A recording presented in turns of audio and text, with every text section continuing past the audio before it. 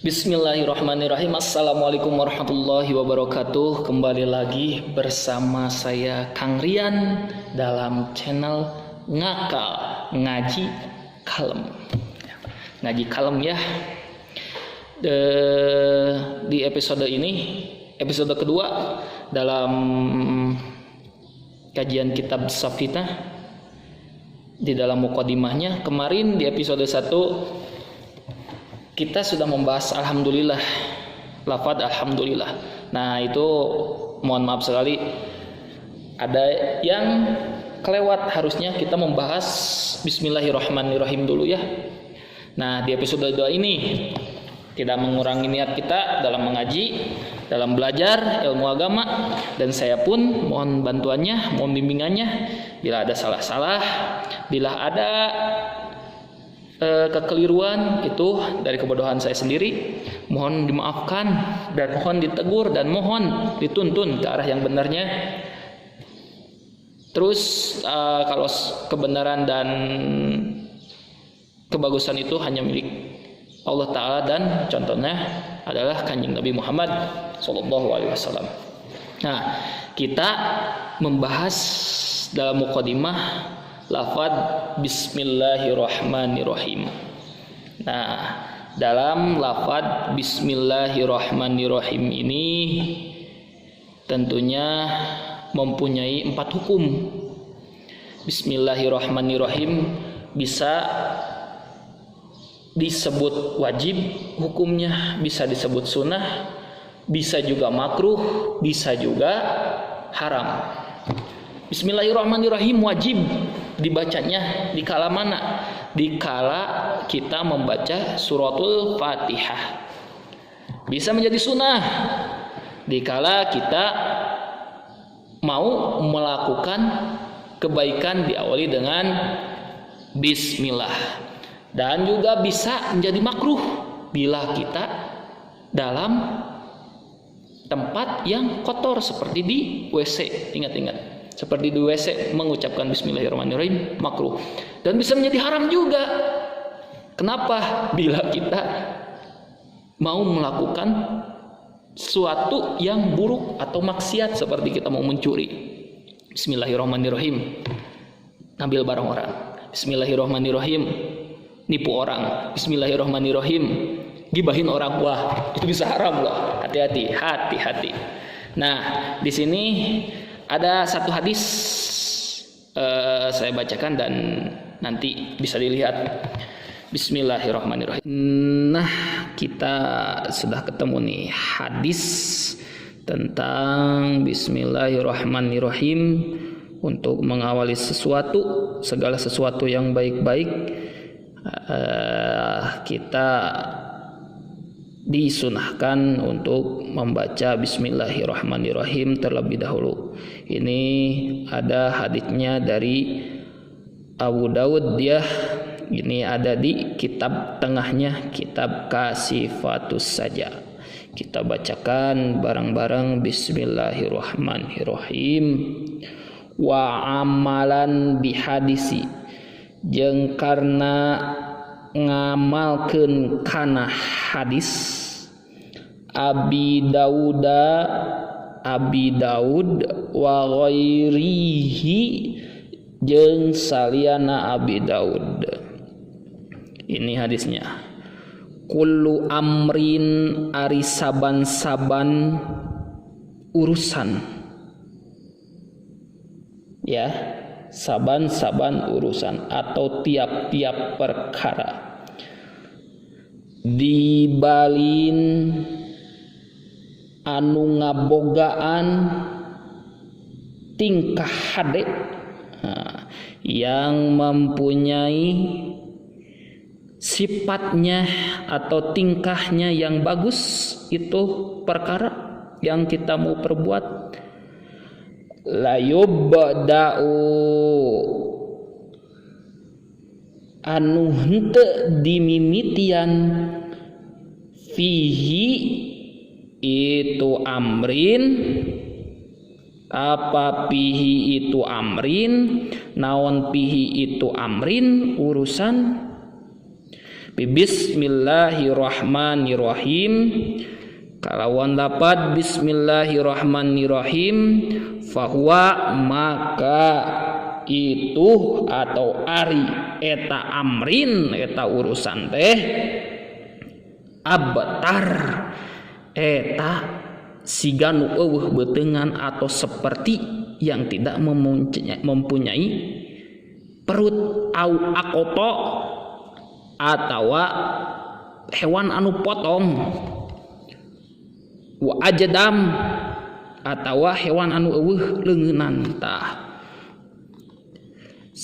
ini hadisnya seperti ini.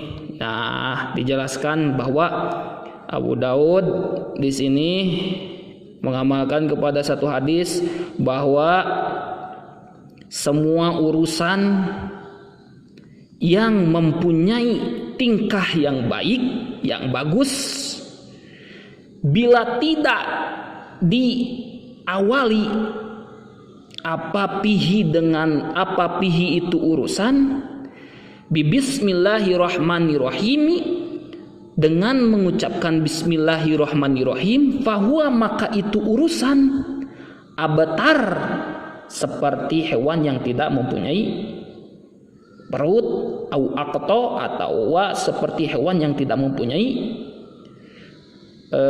buntut, ekor, au ajdam atau seperti hewan yang tidak mempunyai tangan. Nah, intinya adalah segala sesuatu yang baik tidak diawali dengan membaca bismillahirrahmanirrahim, maka itu sesuatu atau urusan itu kurang nilai barokahnya. Nah, seperti itu hadis tentang lafaz bismillahirrahmanirrahim ketika kita mau melakukan hal-hal yang baik. Supaya apa? Supaya lebih afdal, supaya lebih barokah kita mengawali yang baik dengan bismillahirrahmanirrahim. Ingat, jangan dipakai untuk hal maksiat ya, jangan maksiat lah, intinya gitu. Kalau kita mau mendawamkan bismillahirrahmanirrahim, jangan sampai kita maksiat membaca bismillahirrahmanirrahim. Sudah memaksiat, baca bismillahirrahmanirrahim, wah, double dosanya. Ya. Dan di sini ada ikhtilaf tentang lafaz bismillahirrahmanirrahim dari Imam Malik. Apakah itu bismillahirrahmanirrahim termasuk ke dalam surat Al-Fatihah atau tidak? Nah, di sini mazhab Imam Malik bahwa lafaz bismillahirrahmanirrahim itu tidak termasuk ke dalam ayat Al-Fatihah. Nah, makanya yang bermazhab Imam Malik ketika membacakan Al-Fatihah di dalam sholat itu suka disirkan. Sirkan itu dirahasiakan, cukup terdengar oleh telinganya sendiri. Kalau imamnya ya, kalau sedang berjamaah, imamnya itu suka membaca bismillah itu sir, hanya terdengar oleh telinganya sendiri. Bismillahirrahmanirrahim.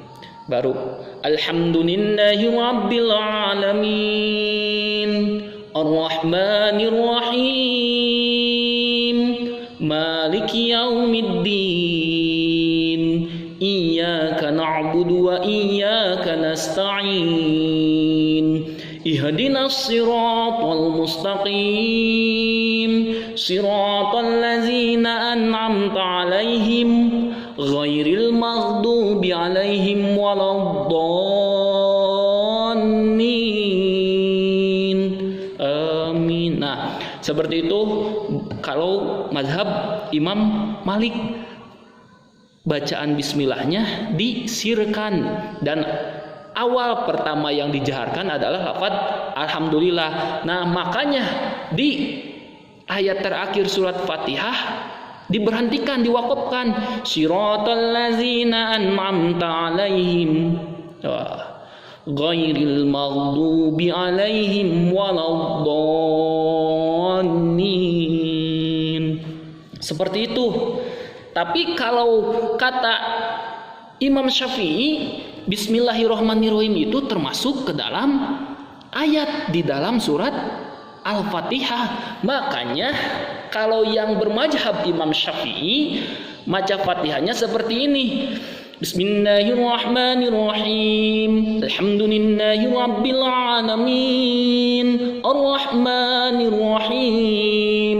Maliki yaumiddin. Iyyaka na'budu wa iyyaka nasta'in. Ihdinas siratal mustaqim. Siratal ladzina an'amta 'alaihim ghairil maghdubi 'alaihim waladdallin.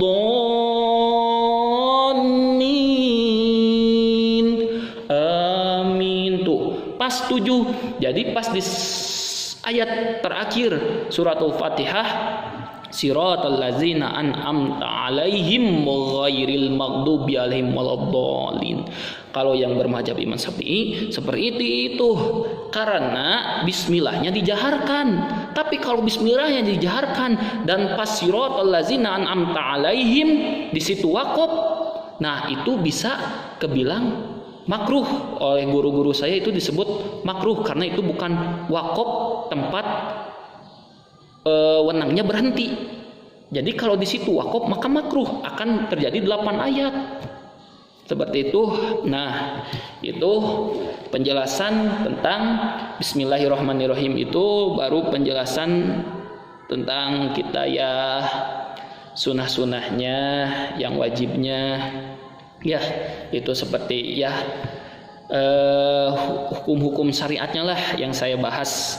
Nanti kalau sudah hukum-hukum hakikatnya itu lebih mendalam lagi, mungkin nanti kita akan lebih bahas lebih dalam lagi tentang Bismillahirrahmanirrahim. Ya, ini dicukupkan segini saja.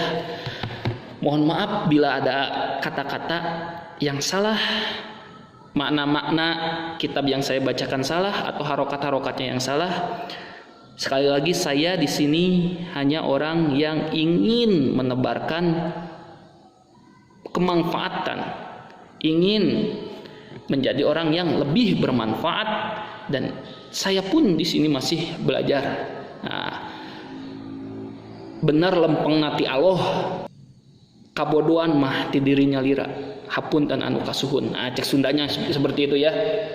Benar dan lurusnya itu milik Allah, dan contohnya adalah Kanjeng Nabi Muhammad SAW.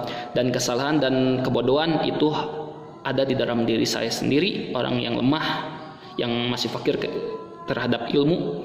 Mohon maaf lahir dan batin. Assalamualaikum warahmatullahi wabarakatuh.